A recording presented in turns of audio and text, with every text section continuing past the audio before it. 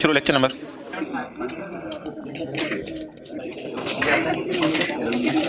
Lecture 75। अच्छा जी, hand page number 4 आपको खोलने की जरूरत नहीं है। अगर P&L के एंगल से बातें कर रहा हूं, अगर पेरेंट बेचे तो किसने प्रॉफिट बुक किया हुआ है? तो पेरेंट का प्रॉफिट तो नजर आ रहा है हमें प्रॉफिट एंड लॉस के मुंह पे, सेल और कॉस्ट ऑफ सेल। तो जीपी कम करने का तरीका कॉस्ट ऑफ सेल को बढ़ा दें। अगर एसोसिएट बेचे तो प्रॉफिट किसने बुक किया है? एसोसिएट ने। एसोसिएट का हमें प्रॉफिट मुंह पे नजर नहीं आ रहा, तो इसलिए वो जो वर्किंग 5.1 है उसमें से इसको डिडक्ट कर दें।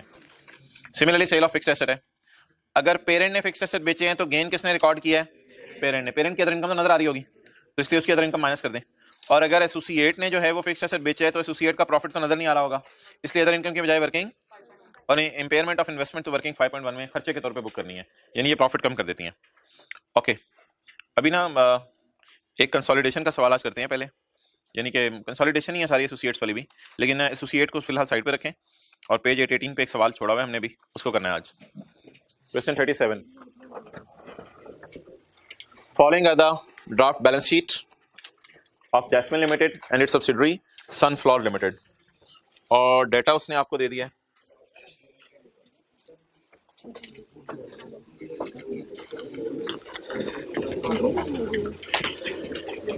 ये डेटा उतारने पहले जितनी देर में बच्चे आते हैं, डेटा उतारने सारा investment PP current share capital retain earning current liabilities. बोलो भाई, इन्वेस्टमेंट्स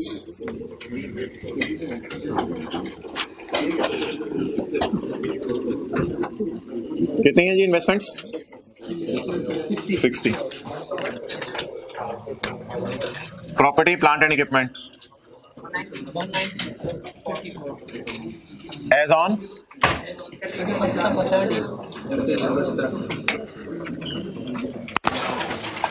बोले जी, बोले 190 और 54। आगे करंट एसेट, गुडविल की जगह current assets 20 plus 30। Share capital आगे, हाँ जी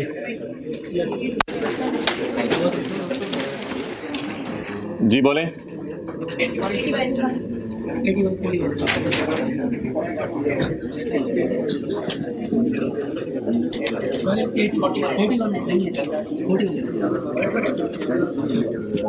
हाँ जी।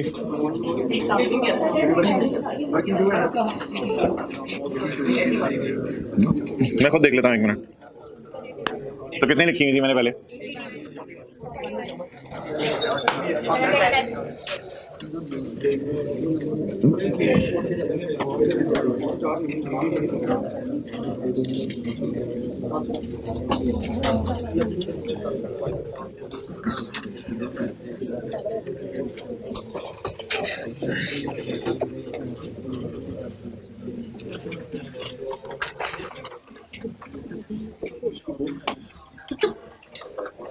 ओके,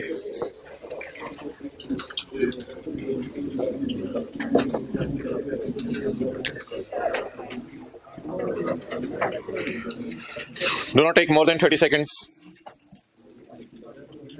होमवर्क हो गया था?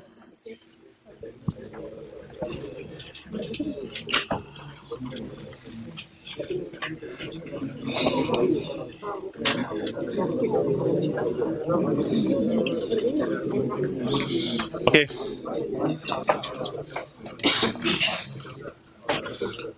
JL acquired 80% of shares of SL on यकम अप्रैल 2017। और भाई जल्दी इन चीजों को खत्म करो यार, आगे पढ़ना है फिर। ये कंसोलिडेशन का सवाल जल्दी खत्म करें, आगे चलना है। चुप चुप। 31 नवंबर 17 हमारा ईयर एंड है और यकम अप्रैल 17 को हमने सब्सिडरी को क्या किया है? बाय किया है। तुम चाहते हैं अगर यकम अप्रैल 17 को हमने सब्सिडरी को बाय किया तो मिड ऑफ ईयर एक्विजिशन है। ओके, तो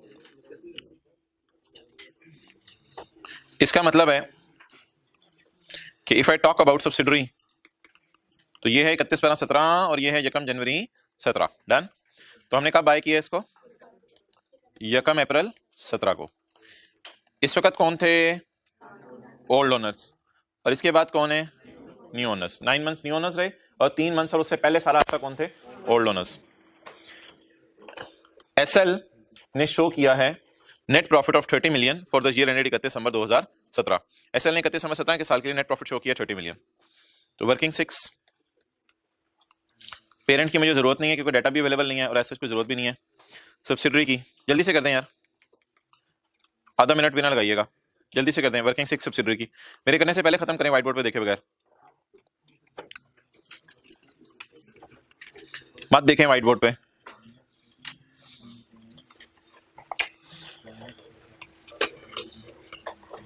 हाँ, बैलेंस शीट के सवाल में भी वर्किंग 6 करनी पड़ सकती है, कोई चीज मिसिंग हो तो। वर्किंग 6 तो अकाउंटेंट वाली statement of changes in equity होती है, उसका रिटेन अर्निंग कॉलम ऊपर देख रहे हैं। मैं यही चेक कर रहा था। अच्छा अच्छा कर लिया। प्रॉफिट, आज इसको बैलेंसिंग लिखते हैं रेड मार्कर से, ओपनिंग बैलेंसिंग आएंगी जी। कितना? 11।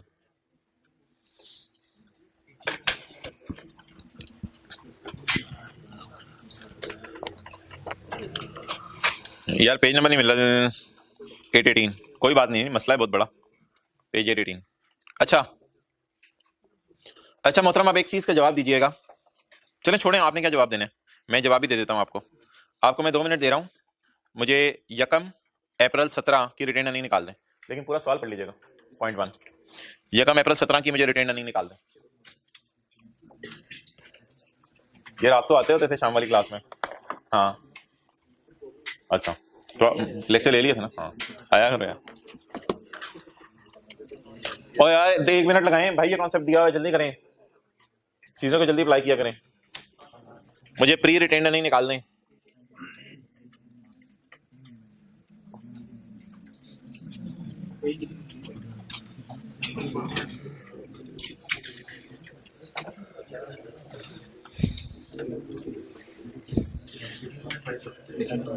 हाँ जी, क्या आ गई प्री?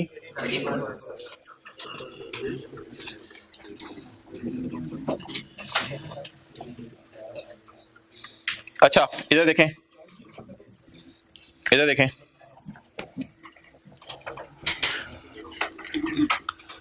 हमें यहां की रिटेन अर्निंग चाहिए, इस साल के 3 महीने के प्रॉफिट पुरानों के और इस साल के 9 महीने के प्रॉफिट नए लोगों के। अच्छा, अब सवाल कहते हैं incomes and expenses of subsidiary are accrued evenly during the except investment income of 5 which relates to new people, ये नए लोगों की है। जून 2017 तो 1 अप्रैल के बाद है ना, तो ये सारी की सारी इन्वेस्टमेंट इनकम किन की है? नए लोगों की है। अब आपके सामने अगर मैं रफ वर्किंग में सेपरेट फाइनेंशियल स्टेटमेंट्स बनाऊं, जिसे P&L कहते हैं सब्सिडरी की, तो सब्सिडरी की सेल वगैरह चलते सब्सिडरी का प्रॉफिट आफ्टर टैक्स इस साल का आ रहा है 30। थोड़ा सा इधर देख लें, आपको नजर भी आ रहा होगा 30। तो ये सब्सिडरी का प्रॉफिट है। तो इस प्रॉफिट तक आते आते 5 रुपए की इन्वेस्टमेंट इनकम ऐड हो चुकी हुई है। तो मुझे अभी तक याद है मैंने व्हाइट बोर्ड पे क्या किया था, मैंने लिखा था यहां पे 30 और आगे लिखा था -5। 30 में से 5 इसलिए माइनस कर दें, 30 में से 5 के दोनों अलग अलग वर्किंग है, 30 में से 5 इसलिए माइनस कर दें कि इस पे 9/12 और 3/12 नहीं लग सकता। तो बाकी कितना बचा? 25। 25 को तकसीम कर दें, 25 को 4/12 लगा दें, 3/12 और 9/12 कितना आ गया जी?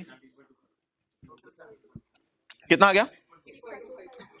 6.25 और 18 ये 18.75 नयों का है और 6.25 पुरानों का है। अब मुझे बता दें ये जो 5 रुपए हैं ये तो मैंने तकसीम किए नहीं, ये वाले 5 रुपए तो मैंने तकसीम किए नहीं, ये किनको दे दूं? न्यू को। तो +5 23.75। लेकिन मेरे ख्याल से ना ये मुझे याद है ये जाता था वर्किंग 5 में और ये 6.25 मैंने आपको कहा था लेके जाया करें वर्किंग 2 में, लेके जाया करें। तो वर्किंग 5 की तो आज जरूरत नहीं है, वर्किंग 5 की आज जरूरत नहीं है, लेकिन वर्किंग 5 नो नीड, क्योंकि P&L का सवाल मुझे प्री रिटेन्ड अर्निंग चाहिए। तो अब आप मुझे बता दें मेरे 3 महीने का प्रॉफिट कितना है? 6.25 या 5 डाल के? ना 5 नयों को देने। मेरे 3 महीने का प्रॉफिट कितना है? 6.25। इस 30 रुपए में से 30 के टुकड़े हो गए 2, ये देख लें, 23 और 6 30 ही बनता है। इस 30 में से, यानी इस 30 में से कितना बन रहा है पुरानों का? 6.25। लेकिन मोहतरम ये 11 भी तो पुरानों का ही है, 6.25, तो 11 जमा 6.25, ये आप लोग मिस करते थे कभी कभी, ब्रॉड डाउन रिटेनर नहीं। 11 भी पुरानों का है और इस 30 में से 3 महीने का 6.25 भी पुरानों का है। तो टोटल जो पुरानों का बनेगा, बोले कितना बनेगा? 11 जमा 6.25। मैं आपको 1 मिनट नोट करने का टाइम देता हूं, मुझे पहले ये फिगर लिख लेने दें। तो अब वर्किंग 2 में बताएं प्री कितनी जानी है। ये प्री का मतलब होता है यकम अप्रैल 17 तक इन्होंने आज तक कितना कमा लिया हुआ था, या 3 महीने में कितना कमाया था। प्री का मतलब क्या होता है? आज तक कितना कमा लिया हुआ था। तो बताएं यकम जनवरी 17 तक कितना कमा लिया हुआ था? 11। इस 3 महीने में कितना कमाया? 6.25। टोटल 17 पॉइंट, ये फिगर अपनी तरफ से निकाली है इसलिए इसकी डबल एंट्री करनी है। 17.25 इधर आप बाद में नोट कीजिएगा, पहले ये वाला नोट कर लें। रफ वर्किंग तो नहीं, वैसे रफ वर्किंग तो शायद देखें यहां से यहां तक है, ये वर्किंग तो आपको पेपर में शो करनी पड़ेगी ना।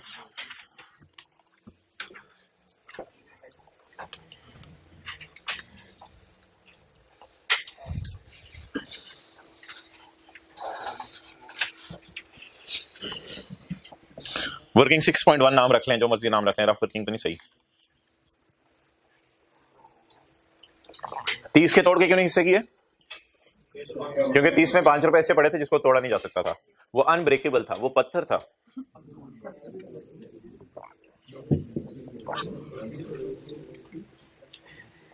ये हमने सेपरेट फाइनेंशियल स्टेटमेंट्स में एस का प्रॉफिट एंड लॉस बनाया ताकि जरा कॉन्सेप्ट ध्यान में रह जाए कि 30 में से 5 को माइनस क्यों कर रहे हैं।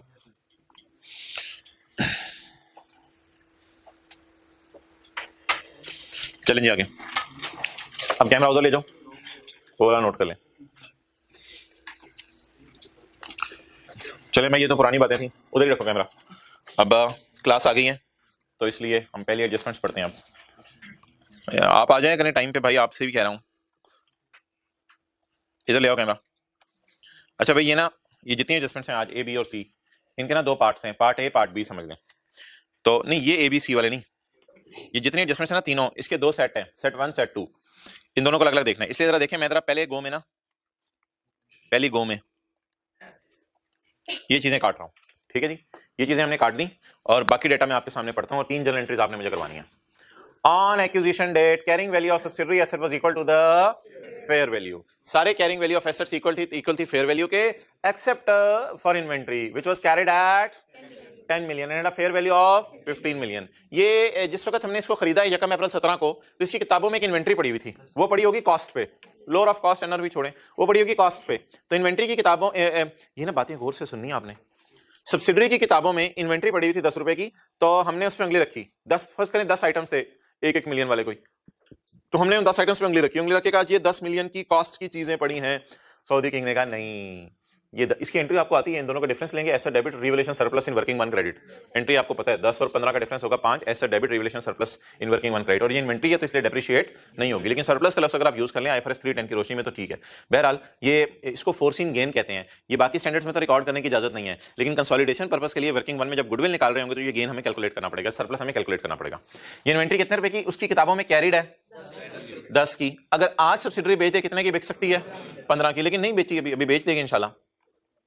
तो जिस वक्त हम सब्सिडी को खरीद रहे होंगे उस वक्त सऊदी किंग ऑब्वियसली कहेगा कि यार ठहरो, पहले चीजों को रिवैल्यू करो, फिर ट्रांजैक्शन और डील फाइनल करते हैं। तो 10 वाली चीज को हमें किस पे लेके जाना पड़ा? 15 पे। और जब कोई चीज महंगी हो रही हो ना तो सऊदी किंग काफी इंटरेस्टेड होता है कि इसको जल्दी से महंगा कर दो ताकि हमारी चीजों की वर्थ शो हो। तो सऊदी किंग ने कहा भाई ये इन्वेंट्री तुझे 10 की नजर आ रही है, ये मैंने अपने जमाने में खरीद के रखी हुई है, मैंने जाना है कल जहां से छोड़ के पाकिस्तान, तूने अगले दिन जो है वो 15 मिलियन की बेच के कहने 5 मिलियन का मुनाफा आया मुझे, हालांकि ये 10 मिलियन की लड़ के सस्ती करके लोगों से मैंने खरीदी थी ताकि मैं 15 मिलियन की बेचूंगा। तो मैंने बेची तो नहीं, अभी सब्सिडरी के पास पड़ी हुई है। किस दिन पड़ी हुई है? At acquisition date. At acquisition date का मतलब यकम अप्रैल 17 की बातें, एक एक बात आज आपने गौर से सुननी है। यकम अप्रैल 17 को ये एसेट सब्सिडरी की बुक्स में पड़ा हुआ है। कितने पे पड़ा हुआ है? 10 मिलियन पे पड़ा हुआ है। ये इन्वेंट्री पड़ी हुई है 10 मिलियन पे। सऊदी किंग को ये डर है कि यकम अप्रैल को मैं सब्सिडरी बेच के जा रहा हूं, 2 अप्रैल को जो है वो पेरेंट ने इसको बेचना है महंगा करके। भाई मेरी बातें सुनिए यार, ये तो हर क्लास में चीजें हुई हैं उधर वाली। तो सऊदी किंग को ये डर है कि यकम अप्रैल को खरीदा जा चुका है सब्सिडरी को, 2 अप्रैल 3 अप्रैल को जैसे ही मैं पाकिस्तान से निकला इन्होंने ये इन्वेंट्री जो है वो बेच देनी और 5 का मुनाफा कमा लेना है। हालांकि ये खरीद के किसने रखी हुई है? सऊदी किंग ने रखी हुई है। तो एक्विजिशन डेट पे इसलिए हम सारी चीजों को सब्सिडरी की क्या करते हैं? रीवैल्यू करते हैं। तो बोले 10 को 15 पे लेके जाने की एंट्री इन्वेंट्री डेबिट और revaluation surplus in working 1 credit. चलो जी ले आओ। ये एक दिन पहले भी एंट्री की थी सवाल में। ये एडजस्टमेंट नंबर कौन सी है? टू का A, inventory debit revaluation surplus in working one कितना 5। एंट्री वैसे मैंने आपको समझने के लिए किया है, मुझे इसकी पोस्टिंग बता दें। इसके नीचे कुछ और भी मैंने बाद में करना है असल में। तो inventory debit surplus in working one credit, inventory debit revaluation surplus कितना 5। और एक चीज फील करें ना, अब देखें सब्सिडरी की इक्विटी में जान पैदा होती जा रही है। जितनी इसकी इक्विटी में जान पैदा होगी उतनी परचेज प्राइस तय करते हुए जो है वो बार्गेनिंग पावर सौदे की बढ़ेगी। तो इसलिए सब्सिडरी की इक्विटी को हम जानदार करते जा रहे हैं। 5 सरप्लस डाल के जानदार कर दिया। आगे चलें, करना उधर उधर कैमरा ले आए। अच्छा जी, अगली लाइन पढ़े। The value of a plant एक प्लांट तू सही देख रहे। The value of a plant was impaired by 3 million. Plant की वैल्यू इंपेयर हो गई 3 मिलियन की। सऊदी किंग ने प्लांट छुपा छुपा के रखा हुआ था कपड़ा डाल के। हमने कहा कपड़ा उठाया तो प्लांट की आवाज आई ची। हमने कहा ये प्लांट, कहते हैं हाँ ये प्लांट है। हमने कहा इंपेयर कर इसको, कहते हैं अच्छा ठीक है। ऐसा मुझे जिन चीजों की कीमत बढ़ रही हो ना सऊदी किंग बढ़ाने में इंटरेस्टेड होता है। और फिर हम भी चेक करते हैं किन किन चीजों की कीमत कम हो रही है इसकी। तो हमने जो है कपड़ा उठाया, अंदर से प्लांटा निकला, उस प्लांटा को हमने जो है वो कहा ये तो 3 मिलियन से भाई इंपेयर हो गया, तो ये भी इंपेयरमेंट लॉस बुक करना पड़ेगा। ये मसला किस दिन पता चला? 1 अप्रैल 2017 को on acquisition date. Acquisition date के ऊपर सब्सिडरी का एक प्लांट इंपेयर हो चुका हुआ था जो सब्सिडरी ने रिकॉर्ड नहीं किया हुआ था, तो उसको अब हम इंपेयर करेंगे। हमें ये चीज पता चल गई है। तो इंपेयरमेंट लॉस की एंट्री बताएं। Impairment loss debit in working one. यार याद रखिएगा एक्विजिशन डेट की सारी एडजस्टमेंट्स वर्किंग वन में होती हैं ताकि सब्सिडरी की जो इक्विटी है ना उसकी सही प्राइस वर्थ निकल सके। तो ऑन एक्विजिशन डेट जो लफ्ज़ ना एक इंडिकेशन होगी, ये सारी एंट्रीज वर्किंग वन में होनी है। The value of plant was impaired by 3, तो एंट्री बता दें impairment loss in working one debit. एक और दिन भी हमने इंपेयरमेंट लॉस की बात की थी, लेकिन इंपेयरमेंट लॉस और फेयर वैल्यू इकट्ठी आ रही थी, तो आज तो बस इंपेयरमेंट लॉस की फिक्र दे दिया, टेंशन लेने की जरूरत नहीं। Impairment loss in working one debit और प्लांट या पीपी क्रेडिट। जी बोलें कितने से? 3 से। तो वर्किंग वन में हमने जाके लॉस बुक कर लिया और प्लांट को कम कर दिया। वर्किंग वन में लॉस बुक कर लें और प्लांट को, गौर से बातें सुननी है, गौर से। Loss debit asset credit. Acquisition के बाद नहीं है। On acquisition date the value of plant was impaired by 3 million. क्या कह रहे हो? ये अगर क्यों पढ़े हो? तो फुल स्टॉप की बात तो लाइन ही हो रहा है, मैंने तो काटी भी है। आप इस लाइन से कपड़ा उठाना चाह रहे हो, मैंने कहा था प्लांट से कपड़ा उठाओ। नहीं, वर्किंग वन में जाएंगी सारी चीजें।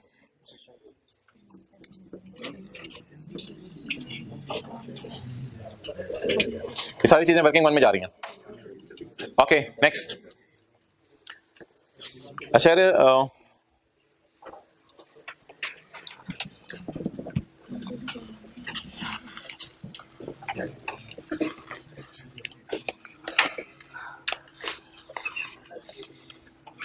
Tell me an asset. मुझे एक ऐसा एसेट बताएं whose BV is always 0, whose BV is missing। हाँ ठीक है, BV उसकी मिसिंग है। Tell me an asset whose BV is always ₹0 but we still revalue। लेकिन हम फिर भी रिवैल्यू करके कंसोलिडेशन पर्पस के लिए, but we still revalue in IFRS 310, not in IAS 38। excellent। internally generated brand, internally generated method, internally generated publishing title और internally generated customer list। these 4 things अगर subsidiary ने इंटरनली जनरेट की हो तो book value is always 0 but we will still revalue it in IFRS 3 and 10। ठीक है, तो इस सवाल का जवाब बता दें क्या है। Internally generated brand. What are you doing here? Please go away. Okay जी मोहतरम भाई, आप इधर से चले जाएं, इस तरह क्या करें। अच्छा पता नहीं इधर से क्या सीखते हैं। बोले मिसाल दें। इंटरनली जनरेटेड ब्रांड, किताब के सफे पे बहुत जगह है। इंटरनली जनरेटेड ब्रांड, जो शो देखने आए हैं ना उनसे ये बातें हो रही हैं। ये आपने मुझे बताया, मैंने आपको बताया? इस वक्त किसने बताया? आप लोगों ने बताया। ये बात आप लोगों ने मुझे बताई। अब मैं आपको एक चीज बताने लगा हूं। I will tell you a liability today. I will tell you असल में ना हमने IAS 1037 नहीं पढ़ा हुआ ना, तो इस वजह से ना ये मुझे चीज समझानी पड़ेगी। और IS 38 जो है वो पढ़ा हुआ था, इसलिए ये आपने मुझे चीज बता दी। IS 37 हमने नहीं पढ़ा हुआ, वो लाइबिलिटीज को डील करता है, ये चीज मुझे बतानी पड़ेगी। I will tell you page number class के टाइम पे, I will tell you a liability. आगे बोले बोले यार, हुज बोले नहीं यार, आगे फिक्रा तो पूरा करा दें। नहीं, बुक वैल्यू नहीं, लाइबिलिटीज के लिए कैरिंग अमाउंट का लफ्ज यूज किया करें। लाइबिलिटीज के लिए ना बीवी का लफ्ज ना यूज किया करें, सीए का लफ्ज यूज किया करें। सीए के बाद भी अच्छा, I will tell you a liability whose CA is always zero, जिसकी कैरिंग अमाउंट हमेशा क्या होती है, ये बीवी की सीए तो हम इधर भी लिख सकते थे, लेकिन लाइबिलिटीज के लिए बेहतर है बुक वैल्यू का लफ्ज यूज ना करें, लाइबिलिटीज के लिए कैरिंग अमाउंट ज्यादा अच्छा लफ्ज है। आई विल, लाइबिलिटी को कहेंगे तेरी बीवी है, वो माइंड कर जाएगा। I will tell you a liability whose carrying amount, liability को सीए कहें, इज ऑलवेज रुपीज, आगे फिक्रा पूरा करें, but we will still revalue, revalue means liability की प्राइस निकालेंगे, but we will still revalue in IFRS 3 and 10। Done, okay. अच्छा, मैं एक लफ्ज लिखने लगाऊं, आपने मुझे उसका मतलब बताना है। इतने से ज्यादा सारे बैठे हुए हैं, मैंने कहा था सुबह आने, तो आपने मुझे क्लास में सबसे पहले याद कराना है। सऊदी किंग को शेयर दे देने का वादा वो किसी ने याद नहीं कराया, इसलिए मैं भी लिफ्ट नहीं कराऊंगा, कल उसे करेंगे आप। कॉन्टिंजेंट लायबिलिटी, ये वो वाली कॉन्टिंजेंट लायबिलिटी नहीं है जो सऊदी किंग वाली को मैंने बात की थी, ये वो वाली नहीं है। ये क्या कॉन्टिंजेंट लायबिलिटी है, इसकी नेचर समझे। सब्सिडी के ऊपर कोर्ट केस हो सकता है सब्सिडी के ऊपर कोर्ट केस। हमने सऊदी किंग को कहा यार, वो नेगोशिएशन में ना चलते चलते हमने सऊदी किंग को कहा, और यार वो सब्सिडी पे केस हुआ है। कहते हैं हाँ। हमने कहा वो अखबार में चल रहा था, यूफोन के खिलाफ लोगों ने कोई हड़ताल शड़ताल की हुई है, और एम्प्लॉइज वगैरह, वो पता चला था यूफोन के एक खंबे पे आग लगी थी, और वहां पे एम्प्लॉइज भी थे, तो एक दो तो मर गए थे, बाकी इंजर हो गए थे। तो वो चुप बोल रहा है, तो वो जो है ना कि बड़ा तुम लोगों पे सुना है कोर्ट केस वगैरह हुआ है एम्प्लॉइज वगैरह। कहते हैं हाँ यार, ये तुझे पता है। हमने कहा हाँ हमें पता है। तो हमने सऊदी किंग को कहा ये ना हो तेरे जाने के बाद हम फारग हो जाएं, वो एम्प्लॉइज वगैरह आए और आके जो है वो कहें हमें पैसे दो, हमें बाद में पैसे देने पड़े, तू आराम से सऊदी अरब में मजे कर रहा हो और हम इधर उड़ रहे हो। तो ये एक लाइबिलिटी है जो डिपेंडेंट है किसके फैसले पे, जज साहब के फैसले पे। ये एक लाइबिलिटी है सब्सिडरी की बुक्स में जो डिपेंडेंट है किस पे। अच्छा, इस वक्त तक सब्सिडरी की हमने किताबों में जरा सब्सिडरी से पूछा, यूफोन के अकाउंटेंट को कहा यार इधर आ, कोर्ट केस का तुझे पता है। यूफोन के अकाउंटेंट ने कहा जी मुझे पता है कोर्ट केस का। तो यार उसकी एंट्री तूने की भी है। कहते हैं मेरी बुक्स में कैरिंग अमाउंट अभी जीरो आ रही है। हमने कहा क्यों, ये लाइबिलिटी बुक कर यार।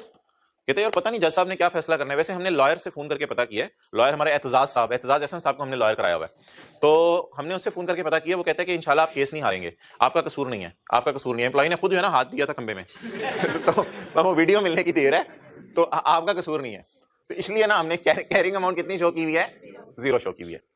तो IS 37 में मैं पढ़ाऊंगा कॉन्टिंजेंट लाइबिलिटी ऐसी लाइबिलिटी होती है जिसमें लॉयर कह दे कि पैसे देने का चांस कम है। कॉन्टिंजेंट लाइबिलिटी ऐसी लाइबिलिटी होती है जिसमें लॉयर कह दे पैसे देने का चांस कम है। कहीं लिख लें, as per IS 37 contingent liability is a liability where chance of payment is low, जहां chance of payment is low, and therefore it is not recorded in books. It is not recorded in books. ये books में मोहतरम record ही नहीं होती। Carrying amount देखें कितनी नजर आ रही है, जीरो, इसलिए ब्रैकेट में लिखें carrying amount is equal to zero. It is not recorded in books. Recorded in books के आगे लिखें carrying amount is equal to zero. अच्छा, आप बता दें जी, वो जो कोर्ट केस चल रहा है अकाउंटेंट ने भी कह दिया, यूफोन रिकॉर्ड नहीं किया हुआ, सऊदी किंग भी कह रहा है भाई तू टेंशन ना लो, मेरे जाने के बाद भी तुम लोगों को कुछ नहीं होगा, कोई एम्प्लॉइज वगैरह नहीं आएंगे, कोई कुछ नहीं होगा, प्लीज परेशान ना हो, कुछ नहीं होता यार, हमारी बात पे भी यकीन करो, ना करो ऐसा ना करो, हमारी बात पे भी यकीन करो, ऐसे नहीं होता, प्लीज ऐसे नहीं होगा, तुम लोग बिल्कुल रिलैक्स रहो। और IS 37 भी कहता है कि जिस तरह IS 38 इंटरनली जनरेटेड ब्रांड को रिकॉर्ड करने से मना करता है, उसकी कॉस्ट मेजर नहीं हो सकती, तो IS 37 कहता है कॉन्टिंजेंट लायबिलिटी होती है कोर्ट केसेस। तो कोर्ट केसेस की लायबिलिटी रिकॉर्ड ना करो, क्योंकि बोलो लॉयर ने कह दिया पैसे देने का चांस कम है। अगर लॉयर कहते पैसे देने का चांस ज्यादा है, छोड़े जाता हूं अभी फिलहाल जितना करा रहा हूं, तो लॉयर ने कह दिया पैसे देने का चांस कम है, इसलिए लायबिलिटी बुक करने की जरूरत नहीं है। लेकिन सऊदी किंग ने वहीं बैठे बैठे अपने लॉयर को फोन किया, वो एतजाज का भी बाप था, अपने लॉयर को फोन किया और अपने लॉयर को फोन करके कहा भाई ये कोर्ट केस हो गया है। उसने कहा ये तुम लोगों को गोलियां करा रहे हैं, गोलियां पता क्या होती हैं, अच्छा ये तुम लोगों को इधर उधर की बातें करा रहे हैं और तुम्हें टरखा रहे हैं, इनकी बातों में ना आना, पैसे देने पड़ जाएंगे, पैसे देने पड़ेंगे। तो प्लीज आपको पैसे देने पड़ सकते हैं। फिर आपने फोन पे पूछा हाँ यार बताओ कितने देने पड़ेंगे, वो फिर अपने एक राय देगा।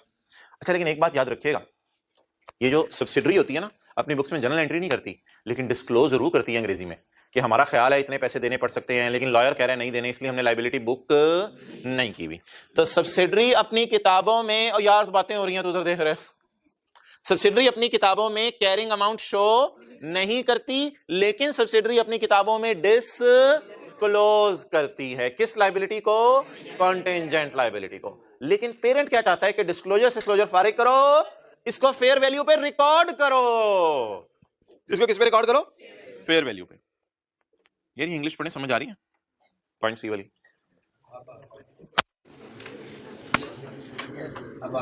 और यार 9 रुपीज को इग्नोर करें प्लीज। 9 तो उसकी 9 तो उसने 9 नहीं है, कैरिंग अमाउंट 0 है मेरे भाई। 9 की जनरल एंट्री नहीं हुई, 9 तो धोखा है। आइए तो आगे ने पंगा डाला है। ये तो आइए 37 पढ़ के इंशाल्लाह आपको और क्लियर हो जाएगा, वो कोई परेशानी वाली बात नहीं है। 37 पढ़ के और क्लियर हो जाएगा। A contingent liability of 9 million is recorded in the financial statements of subsidiary is just disclosed. Disclose का मतलब होता है अभी तक बुक्स में वैल्यू क्या आ रही है। तो मुझे पता है क्या मतलब समझ आया, इधर देखें, मुझे मतलब समझ आया है। contingent liability is disclosed का मतलब है कैरिंग अमाउंट इज 0, यानी बुक्स में ये लाइबिलिटी रिकॉर्ड।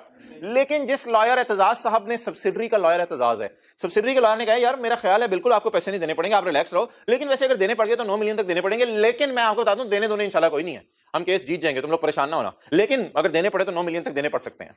डन। कैसे मुझे पता चला? अब ये लॉयर की बातें चाहते तो छोड़ें, पेपर पॉइंट ऑफ व्यू से कैसे मुझे पता लगा कि सब्सिडरी ने किताबों में एक्सपेंस डेबिट लाइबिलिटी क्रेडिट 9 वाली एंट्री बुक नहीं की हुई? जैसे वहां लिखा होता था subsidiary books show an internally generated brand at 0, तो वहां से पता चल जाता था इंटरनली जनरेटेड लफ्ज से। यहां किस लफ्ज से पता चला किसकी एंट्री नहीं हुई?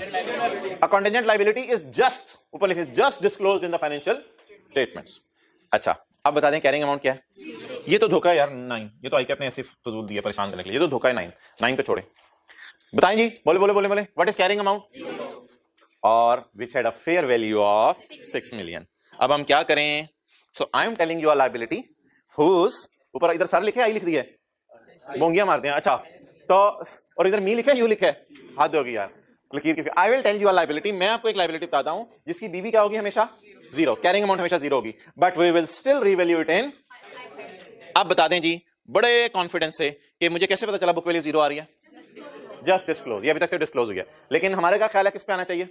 अब 9 को 6 पे लेके जाऊं पागलों की तरह, या 0 को 6 पे लेके जाऊं? 0 को 6 पे लेके जाना है। तो एरो में कह देता हूं, इस 0 को पकड़ूंगा और 0 को पकड़ के 6 पे ले जाऊंगा। किस दिन पता चला हमें? On acquisition date. जाहिर बात है हम सब्सिडी खरीदने जा रहे हैं, दाएं बाएं नजर तो रखेंगे ना, जैसे भैंस खरीदने जा रहे हैं पता चलाते हैं दाएं बाएं से कितना दूध दे रही है भैंस, कह रही है मैं नहीं बोलांगी। अच्छा तो बोलते हैं 0-6 की एंट्री डिफरेंस की कोई एंट्री बोले लाइबिलिटी बुक करने की, खर्चा इन वर्किंग 1 डेबिट। हाँ सब्सिडरी की इक्विटी को कम करें, ये बाद में हमारे हमें पैसे देने पड़ जाने, फटा हो जाना, फिर सब्सिडरी की इक्विटी को आज ही कम कर दे ताकि गुडविल की प्राइस सही निकल सके। बोलें जी बोलें, खर्चा इन वर्किंग 1 और लाइबिलिटी क्रेडिट। लाइबिलिटी 0 से 6 पे लेके जानी है तो बढ़ानी है। लाइबिलिटी बढ़ाने की एंट्री टीचर क्या कहते थे? खर्चा debit liability credit. Carrying amount कितनी है? फेयर वैल्यू, इन दोनों के दरमियान क्या लिखूं? वर्सेस। तो 0 वाली लाइबिलिटी को किस पे लेके जाना है? 6 पे लेके जाना है। खर्चा इन वर्किंग 1 डेबिट एंड बोलें लाइबिलिटी। हमारे लॉयर के मुताबिक वैसे कितने पैसे शायद देने पड़ जाएं? 6।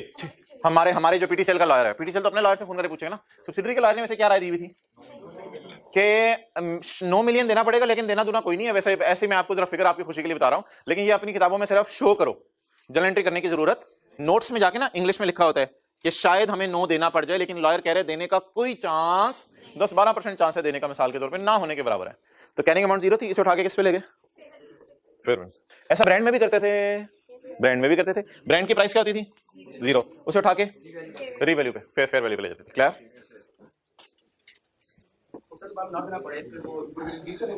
गुडविल को बाद में नहीं छेड़ते, खर्चे ऊपर नीचे हो जाते हैं बस, बाद में इफेक्ट एक्सपेंस इनकम में डाल देते हैं ऐसा नहीं में।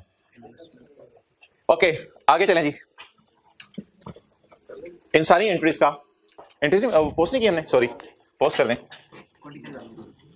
बस लाइबिलिटी जो मर्जी नाम रख दें, तो खर्चा बुक करें, खर्चा डेबिट और लाइबिलिटी। हाँ हमारी नजर में नहीं है शायद।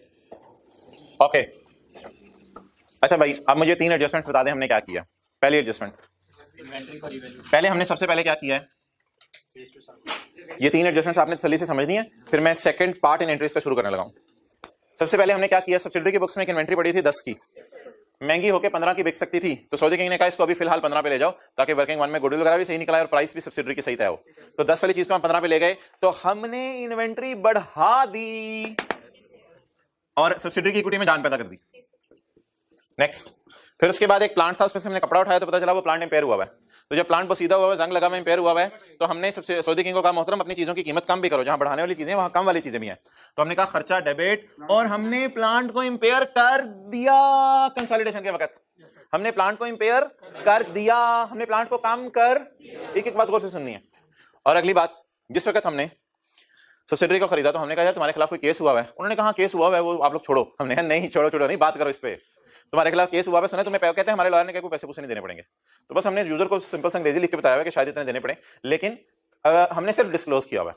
तो सब्सिडी ने लाइबिलिटी बुक नहीं की हुई थी, हमारे लॉयर के मुताबिक कितने देने हैं, पीटीसीएल का लॉयर कह रहे हैं 6 देने पड़ेंगे, तो बुक वैल्यू 0 है, इसे फेयर वैल्यू पे लेके जाना है। तो क्या जवाब आया 6 का, फेयर वैल्यू का लॉस आ गया। कैसे, लाइबिलिटी बढ़ने से, तो हमने लाइबिलिटी बुक कर ली।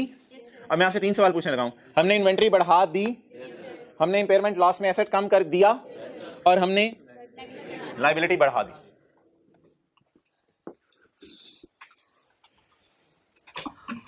पॉइंट बी से भी मैंने पर्दा हटाया, सिर्फ पॉइंट बी से पर्दा हटाया।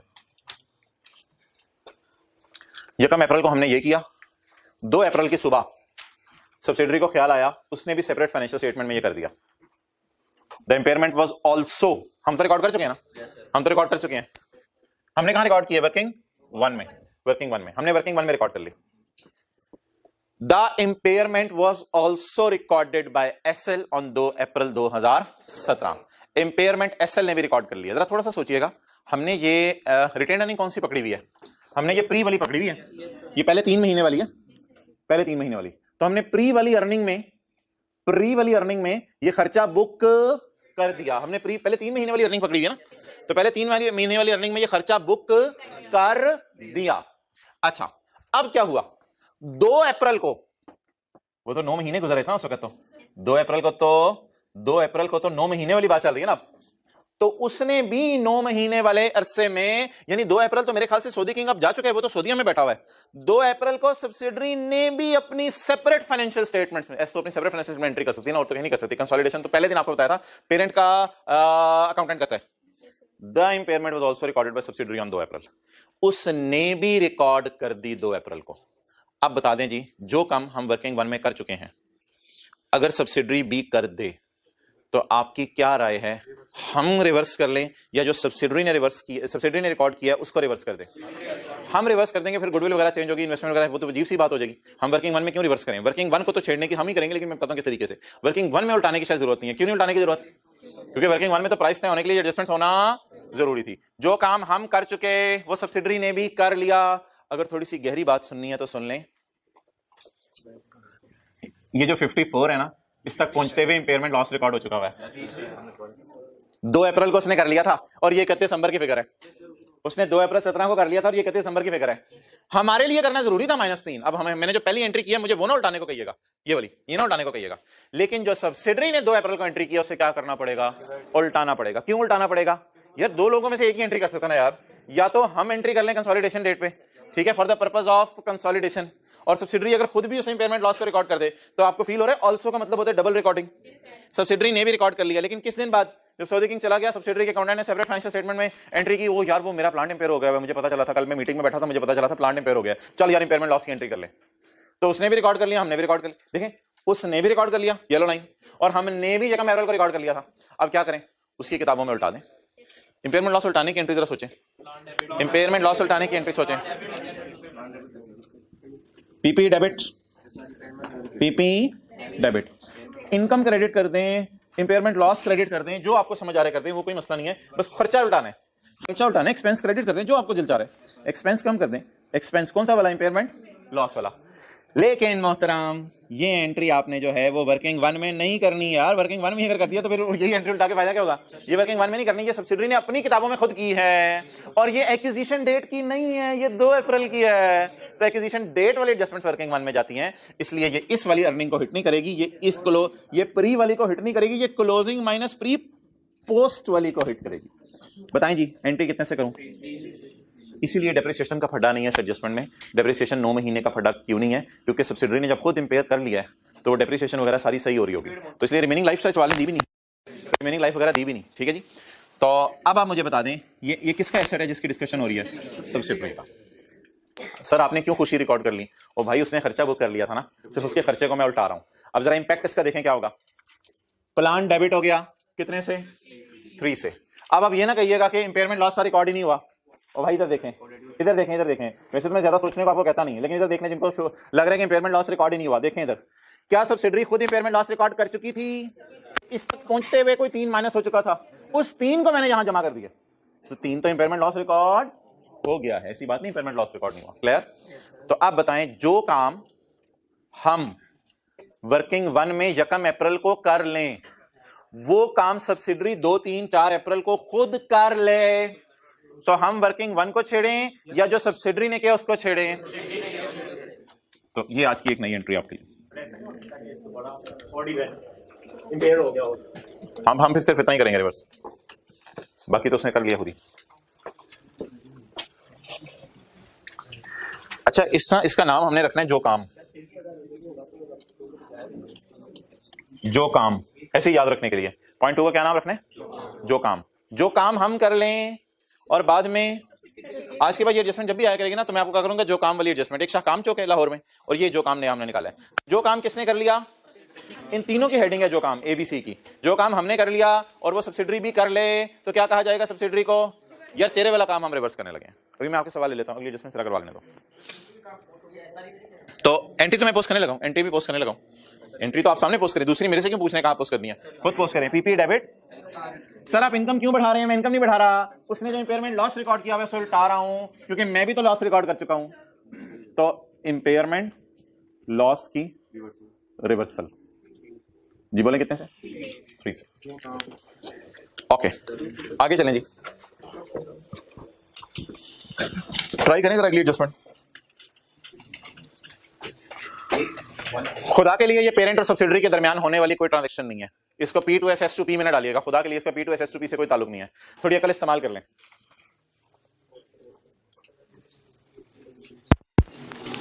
एडजस्टमेंट ए का दूसरा पोर्शन पढ़ें।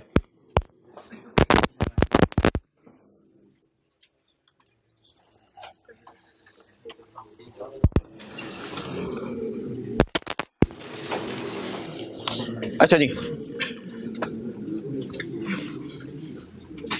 जिसने हमने सब्सिडरी को बाय किया ना,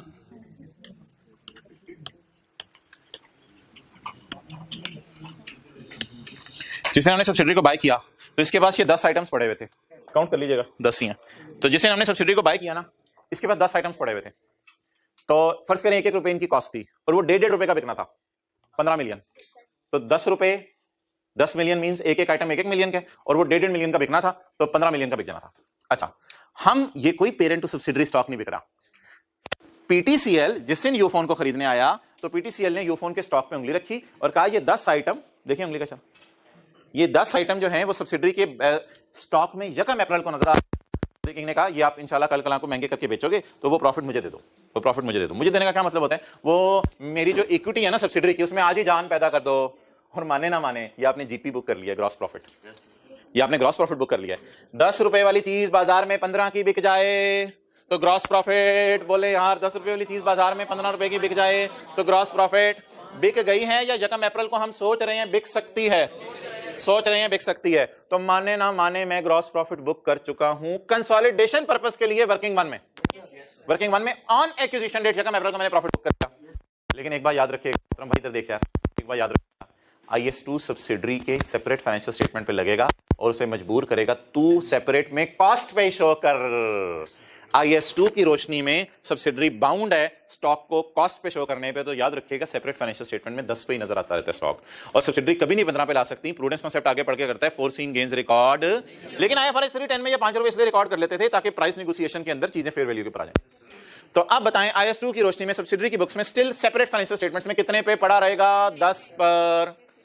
और सब्सिडरी एक एक करके चीजों को बेचना शुरू करेगी। सारी बातें यकम अप्रैल से लेकर 31 दिसंबर तक बीच में 9 महीने, 9 महीने में डेप्रिसिएशन ना छोड़ने दीजिए, तो स्टॉक है, एक एक करके चीजों को बेचना शुरू करेगी। किसको बेचेगी? पेरेंट को नहीं, आउटसाइड वर्ल्ड को, आउटसाइड वर्ल्ड को बेचना शुरू करेगी। तो ये P2S की ट्रांजैक्शन नहीं है।